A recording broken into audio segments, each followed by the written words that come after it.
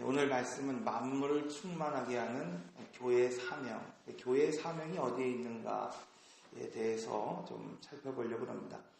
여러분, 베네수엘라라고 하는 나라에 엘 시스테마라고 하는 것을 들어보셨습니까? 베네수엘라는 산유국 5위에 드는 그런 나라입니다. 그럼에도 불구하고 그 나라는 마약과 깽단 이런 악한 모습들로 가득한 그런 희망이 없는 나라였습니다. 인구 대부분이 마약을 경험하고 있고 오늘 우리 아이들과 같은 그 어린 아이들이 마약을 운반하는 그런 참 어두운 그런 나라였습니다. 전혀 변할 수 없는 중독되어 있는 그런 나라. 그런데 이 나라가 조금씩 변하고 있습니다. 그리고 서서히 희망이 보이고 있습니다. 그 중심에 엘 시스테마라고 하는 것이 있습니다. 우리 영상을 통해서 잠시 한번 보겠습니다.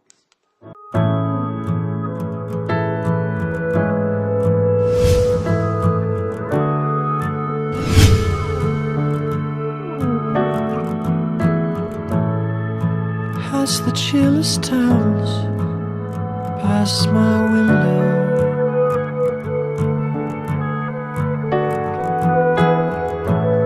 I can see a washed out moon through the fog.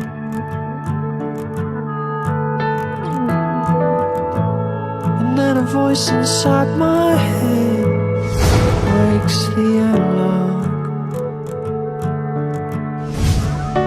and says, follow me down to the valley below.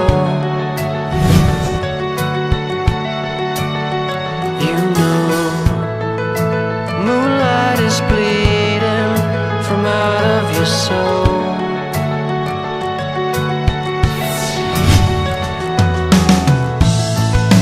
I survived against the will of my twisted folk.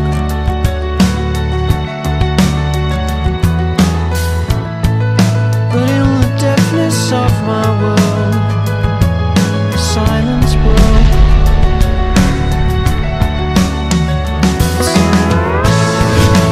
Follow me down to the valley below.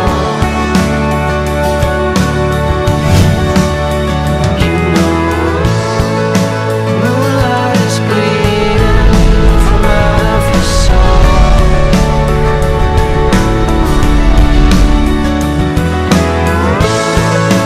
Follow me down to the valley below. To the valley below.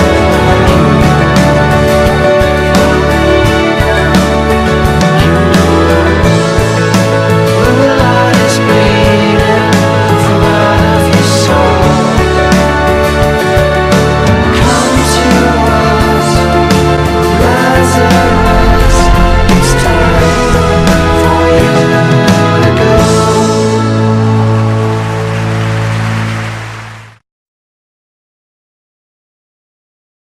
교회에 할 일이 무엇일까라는 생각을 많이 하게 됩니다. 특별히 이제 이 에베소서에 대한 이야기를 하면서 교회가 해야 할 일이 무엇인가?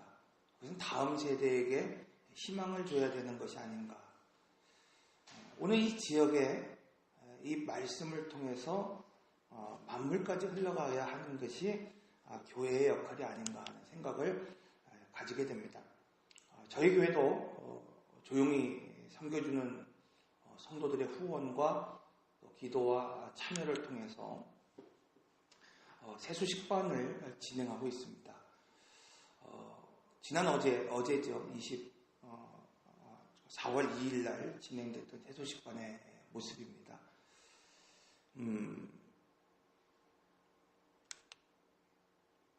이 아이들이 물론 이제 교회 아이들도 있고 교회 전혀 다니지 않던 아이들도 이렇게 참여하게 됩니다.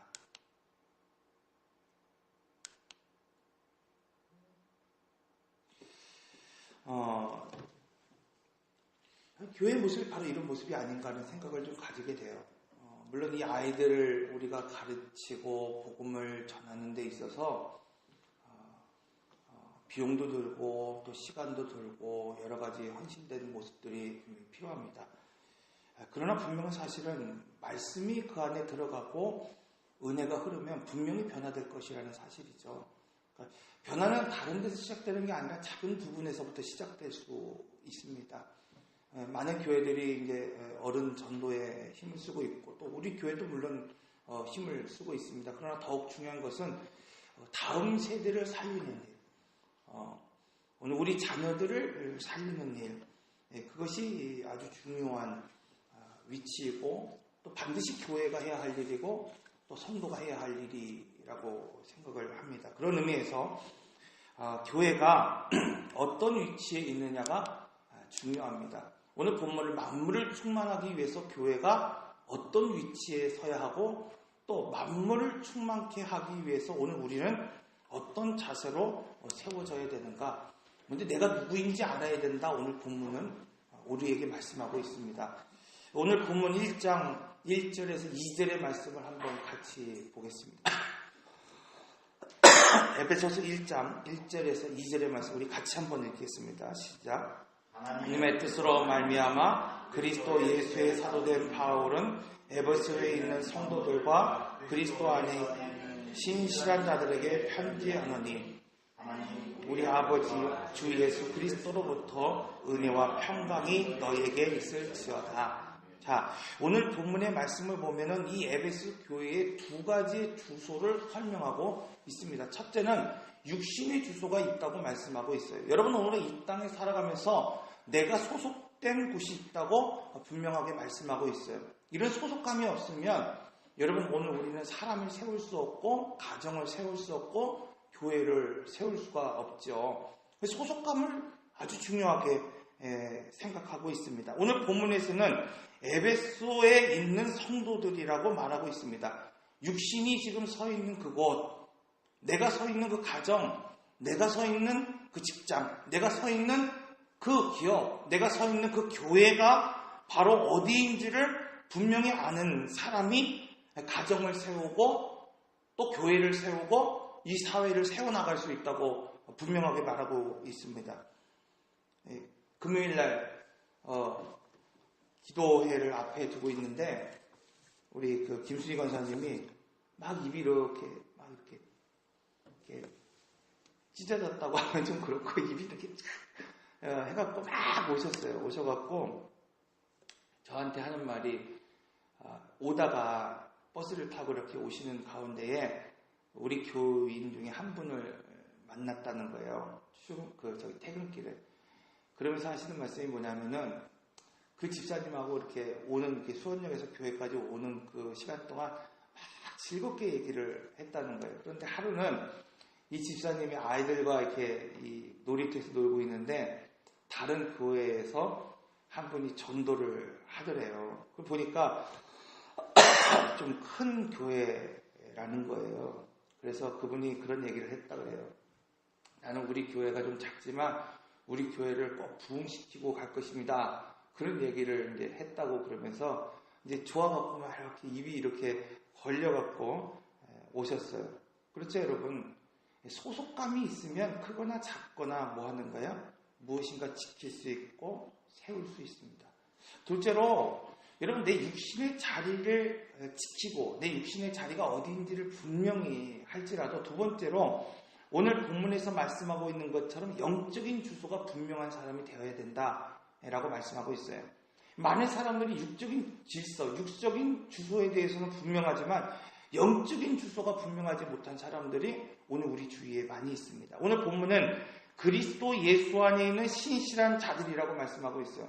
여러분, 육적으로는 에베소에 있지만, 육적으로는 가정에 있고, 육적으로는 교회에 있지만, 중요한 것은 뭐냐면 오늘 우리는 어디 있어야 되냐? 그리스도 안에 있는 신실한 자가 되어야 된다. 이렇게 말씀하고 있죠. 그래서 우리가 전 시간에 그런 말씀을 드렸잖아요. 가나안 교회의 특징은 뭐냐면 평상시에는 가정에, 교회에, 또 지역에, 직장에 흩어져 살다가 한 하나님이 지키라고 하는 절기, 유월절과 오순절과 초막절에는 반드시 그것을 확인해야 된다. 이 말씀을 드렸죠. 여러분, 평상시에는 흩어져서 가나안 교인처럼 오늘 우리가 세상에서 살고 직장에서 살고 또 지역에서 흩어져서 사람들을 만나지만 그 일주일을 교회가 없는 곳에서 사는 것이 아니라 그 일주일이 나의 삶의 교회가 되어야 된다. 이것이 가나안 교회의 특징입니다. 그런데 여러분, 오늘 우리가 교회에 지금 나오는 것도 중요하지만 더욱 중요한 건 뭐냐면 일주일을 내가 정말 그 소속한 가정에서 직장에서 내가 교회로 살고 있는가? 교회로 살았는가? 여러분, 이것이 중요합니다.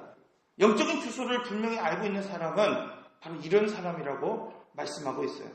그래서 일주일을 우리가 직장에서 교회로 살다가 다시 한번 이 6월절을 기억하고 오순절을 기억하고 또 초막절을 기억함으로 나의 신분을 이 주일날 확인하는 거예요.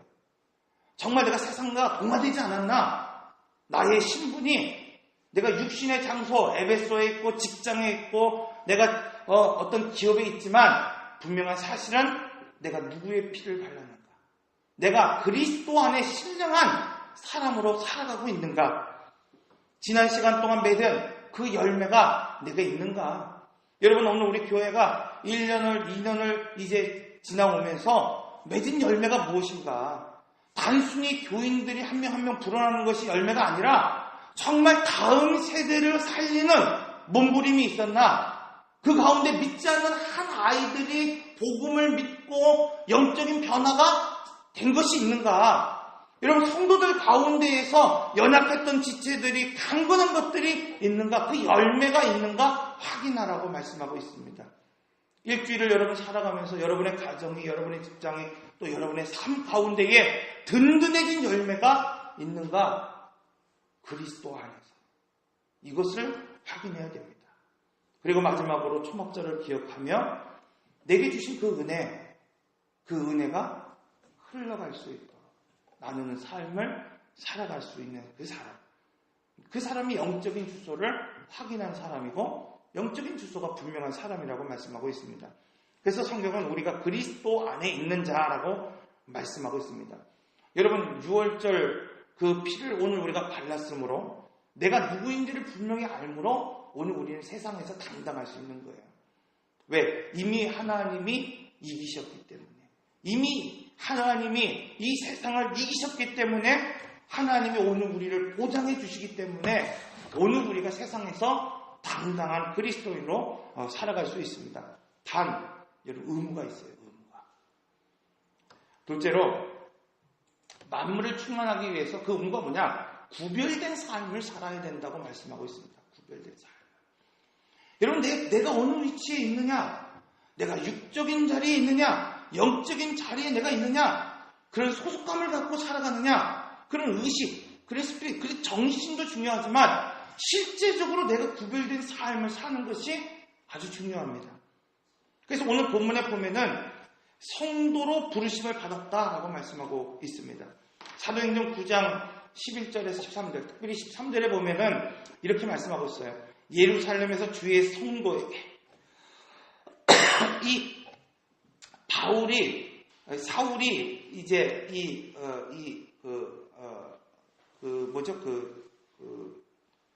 직가로 가다가 예수님을 믿는 사람들을 다 잡아들이려고 했죠. 그러다가 다메섹 도상에서 주님을 만났어요.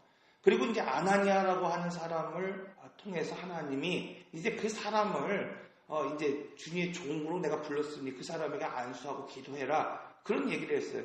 그때에 이제 이 아나니아가 말하는 말이에요. 아나니아가 대답하되 주여 이 사람에 대하여 내가 여러 사람에게 들었사온즉 그가 예루살렘에서 주의 성도를, 그러니까 처음 신약 성경에 주의 성도, 그리스도의 성도로 그리스도의 부름받은 자라고 하는 말이 이 사도행전 11장에서 처음 나오게 되죠. 즉 이 성도라고 하는 의미가 어떤 의미인가 오늘 우리는 알아야 되죠. 하기오스라고 하는 이 말은 신께 드려진 사람, 신께 바쳐진 사람. 자, 이 사람은 어떤 사람인가 살펴봅니다. 며칠 전에 저희 이 건물에 소방점검이 나왔어요. 그래서 보니까 이 칸막이 방마다 하나씩은 뭐가 설치돼야 되냐면은 화재 경보기가 설치가 되어야 된다는 거예요.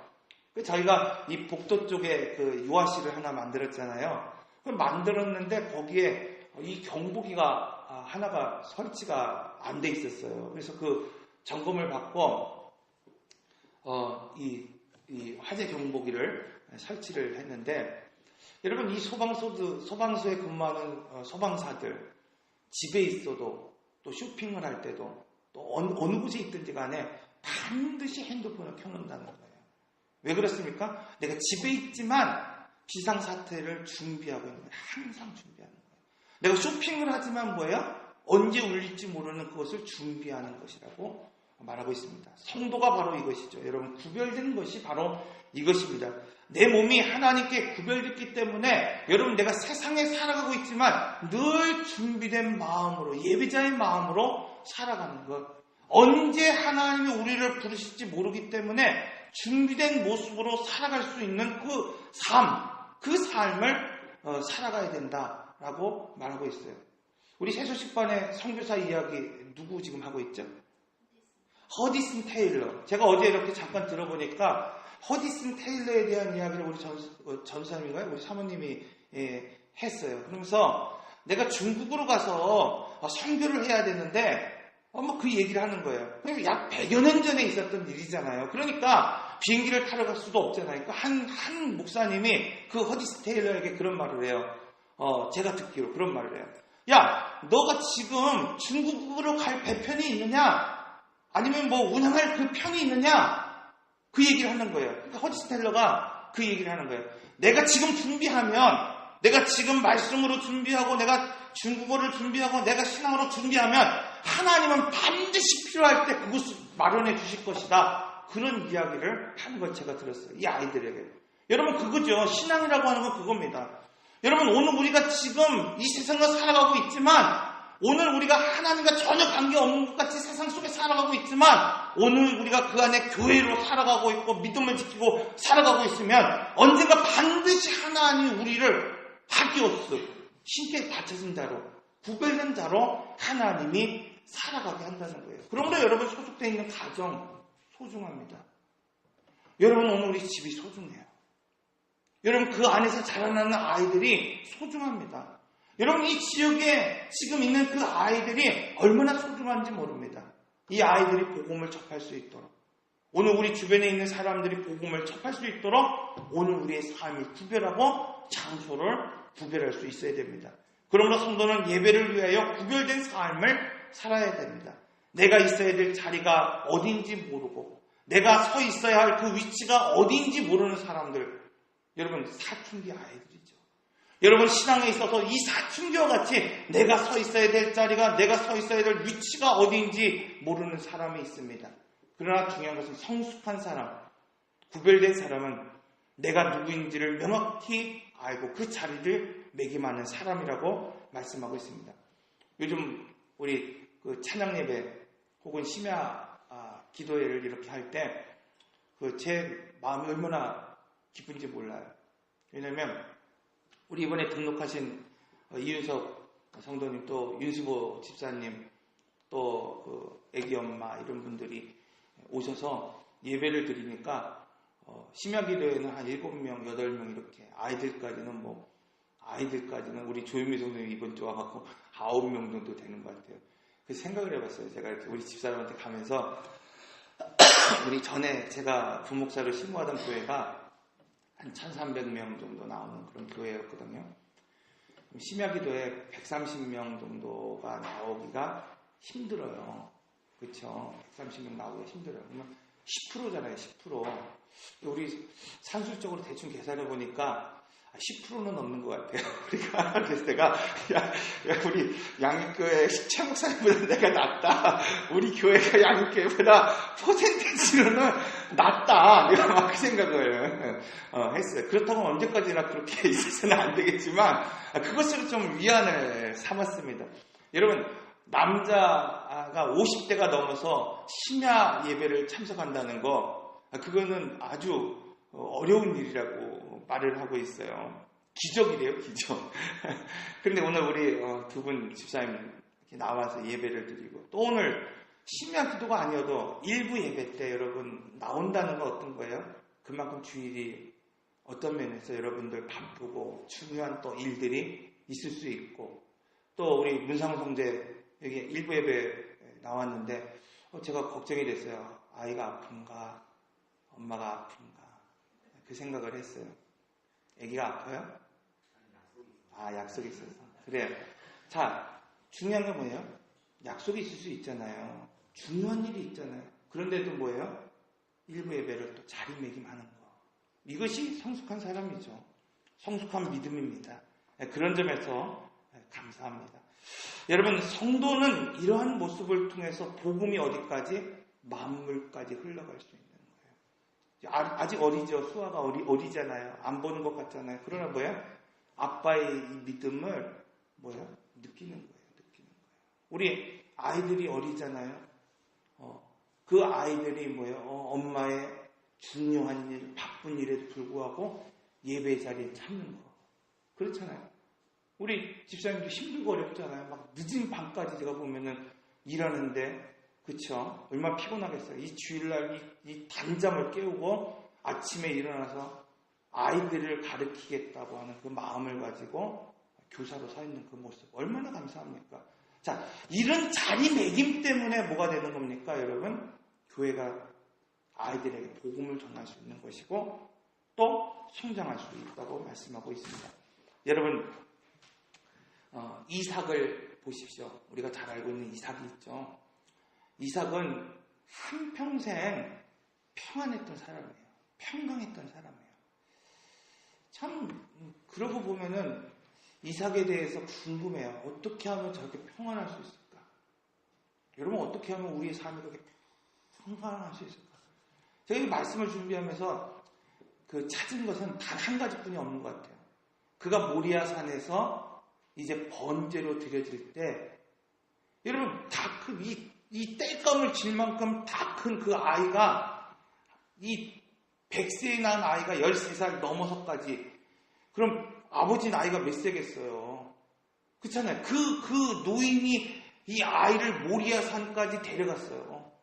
번제로 드린다는 건 여러분, 온전히 뭐예요? 각을 두고 그 아이를 어떻게 하는 거예요? 불로 태우는 제사를 드리겠다는 거거든요.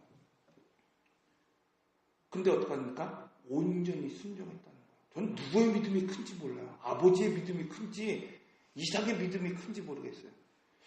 제가 생각할 때는 바로 이 믿음이 바로 이삭의 삶이 평생 동안 평안하지 않았을까 하는 생각을 가지게 됩니다.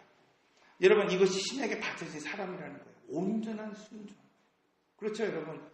어렵고 힘들고 약속이 잡혀있고 또 여러 가지 힘들고 지치는 환경이 있지만 하나님에게 결단하고 내가 일주일의 중심을 예배의 중심으로 살아가겠다고 하는 그 결단이 흔들리지 않도록 여러분, 오늘 우리가 결단하는 것, 이것을 통해서 하나님이 오늘 우리를 세워가고 또 교회를 세워간다고 말씀하고 있습니다. 자, 이것을 통해서 오늘 우리가 만물까지, 오늘 우리 자녀까지, 오늘 우리가 이 복음이 흘러갈 수 있습니다. 자, 그러기 위해서 중요한 건 뭐냐면 셋째로 은혜가 흘러가는 거예요. 은혜와 평강이 끊이지 않고 오늘 우리에게 흐를 수 있어야 된다. 오늘 본문은 우리에게 말씀하고 있습니다. 여러분, 주변에 심장이 좀 약하신 분들이나 혹은 혈압이 높으신 분들이 있어요. 그런 분들은 늘 이 심장약을 꼭 빠짐없이 먹게 되죠. 그리고 혈압약을 꼭 빠짐없이 먹게 되잖아요. 왜 그렇습니까, 여러분? 약을 끊고서는 이제는 살 수 없게 되는 그런 이제 몸으로 세팅이 된 거예요. 그래서 혈압약을 하루 이틀 안 먹어도 문제가 생기지는 않죠. 그러나 어떻습니까? 하루 이틀 먹지 않으면은 이제 몸에 변화가 생기게 되잖아요. 성도도 이와 같습니다, 여러분. 죽은 몸을 살리신 예수 그리스도. 오늘 우리 죽은 몸을 살리시고 새롭게 세팅을 하신 거예요, 하나님이 나를. 죽음 가운데서 살아갈 수밖에 없는 나를 이제 예수 그리스도의 보혈의 피를 수혈함으로 말미암아 나를 새롭게 디자인하고 새롭게 세팅했어요. 근데 어떻게 세팅했냐? 하나님의 말씀을 공급받지 않고는 살 수 없게 만드셨다는 거예요.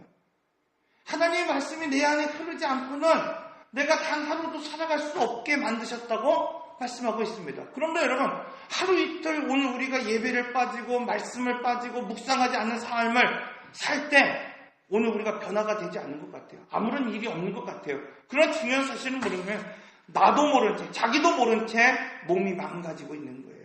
자기도 모르는 채 심장이 망가지고 있고 자기도 모르는 채 혈압이 올라가고 있다는 사실을 오늘 우리는 분명히 알아야 됩니다. 그러므로 여러분, 말씀을 공급받아야 됩니다. 공급받지 않으면 섬길 수 없어요. 그래서 우리 교회가 교사가 되기 위해서는 반드시 예배 자리에 참석하는 거예요. 우리 김기리 집사님 교사로 섬길 때 11시 예배 그냥 교사로 나가면 되겠죠. 그러나 중요한 건 뭐예요? 9시 예배 나오지 않으면 교사로 섬길 수 없다는 거예요. 왜? 내가 지금 공급받지 않으면 아이들에게 여러분 지식을 전달하는 게 아니에요. 은혜를 전달하는 겁니다. 은혜를 흘려보내는 거예요, 여러분. 여러분, 내가 공급받지 않으면 전혀 은혜를 흘려보낼 수 없기 때문입니다. 은혜가 고갈되면 여러분 본성이 나오게 돼요. 교사 생활을 해도 목사도 여러분 성도도 장로도 은혜가 고갈되면 여러분 본성이 나옵니다. 목회자도 은혜가 고갈되면 본성이 나오는 거예요. 여러분, 오늘 우리 성도들도 은혜가 고갈되면 어느새 거친 상품이 나오고 거친 모습이 나올 수밖에 없어요. 그러므로 여러분, 은혜가 공급돼야 됩니다. 그래서 바울은 이 바울이 쓴 모든 서신서에서 동일하게 지금 말하고 있는 것이 있어요. 오늘 에베소서 1장 2절에서도 은혜와 평강이 너희에게 있을지어다. 여러분, 로마서 1장 10절의 말씀을 봐도 그렇게 말하고 있습니다. 로마에서 하나님의 사랑하심을 받고 성도로 부르심을 받은 모든 자에게 하나님 우리 아버지와 주 예수 그리스도로부터 은혜와 평강이 있기를 원하노라. 고린도전서 3장에서도 여러 교회들에게 우리 하나님 아버지와 주 예수 그리스도로부터 은혜와 평강이 있기를 원하노라. 이 바울의 모든 서신서에는 이 성도들에게, 사도인 자신에게 은혜와 평강이 너희에게 있을지어다 외치고 선포하고 있다는 사실입니다. 여러분, 대부분의 사람들은 샬롬, 그 평강이 있을 때 은혜가 있다고 생각해요. 그래서 여러분, 은혜가 있다는 건 뭐예요? 내 삶이 평안할 때, 내 삶이 온전할 때 은혜가 있다고 생각합니다. 그러나 성경은, 바울은 오늘 우리에게 무엇이라고 말하냐면 평강은 은혜가 흐를 때 있다는 거예요, 여러분. 여러분의 가정이 평강하기 원하십니까? 여러분의 삶이 평강하기 원하십니까? 은혜가 끊어지서는 안 돼요. 은혜가 공급될 때 여러분의 가정이 평안하고 여러분의 자녀가 평안하고 오늘 우리의 지역이 평안할 수 있다고 말씀하고 있습니다. 바울에게 있어서 내가 누구인가? 바울은 분명히 말합니다. 나는 하나님의 부르심을 입은 사도입니다. 나는 누구인가? 나는 하나님의 부르심을 받은 성도입니다. 여러분, 나는 누구입니까? 여러분은 누구입니까? 여러분, 하나님의 부르심을 받은 사도이고 성도라고 성경은 오늘 우리에게 말씀하고 있어요. 오늘 우리 모두는 하나님의 부르심을 받은 구별된 사람입니다. 하나님은 오늘 우리 모두를 통해 교회를 세우고 교회를 위해서 부르셨다고 말씀하고 있어요. 그러므로 여러분, 교회가 있으므로, 성도가 있으므로, 내가 있으므로 가정이 세워져야 되고, 나를 통해서 그 은혜가 흐름으로 말미암아 오늘 우리의 가정이 충만하게 되고 오늘 내가 만나는 사람들이 그 은혜 가운데 평안을 입을 수 있어야 됩니다. 이것이 오이코니, 하나님의 교회라고 말씀하고 있습니다. 그리스도의 충만이 교회를 흘러 오늘 우리에게 왔다고 한다면, 여러분, 그리스도의 모든 충만이, 그 받은 은혜가 나를 통해서 뭐예요? 오늘 우리 자녀에게, 하음에게, 예음에게, 여러분, 오늘 우리 자녀에게 오늘 흘러갈 수 있게 해야 됩니다. 이 충만이 어디까지? 땅끝까지, 만물까지. 여러분, 만물은 어디 산꼭대기에 있는 바위가 만물이 아니에요. 내가 만나는 것, 내가 접하는 것, 내가 접하는 그 사람이다. 이게 만물입니다. 내가 만나는 모든 것까지 충만한 삶을 살아가게 하실 수 있다고 말씀하고 있습니다. 오늘 이 말씀, 세 가지의 말씀, 만물을 충만케 하기 위해서 내가 누구인지 분명히 알아야 돼요. 육적인 주소가 어디 있고 영적인 주소가 어디인지 분명히 알아야 됩니다. 그러기 위해서 여러분 분명히 오늘 우리는 세상 사람들과 다른 구별된 삶을 살아야 됩니다. 또 그러기 위해서는 오늘 우리가 은혜가 반드시 공급되어야 돼요. 여러분 은혜가 끊기지 않고 은혜가 끊겨서는 결국 평안이 없습니다. 평안하기 때문에 은혜가 있는 것이 아니라 은혜가 흐를 때 오늘 우리의 가정과 교회가 사회가 평안할 수 있습니다. 이 지역에 하나님의 복음이 흘러갈 때 이 지역이 또한 평안할 수 있습니다. 기도하겠습니다.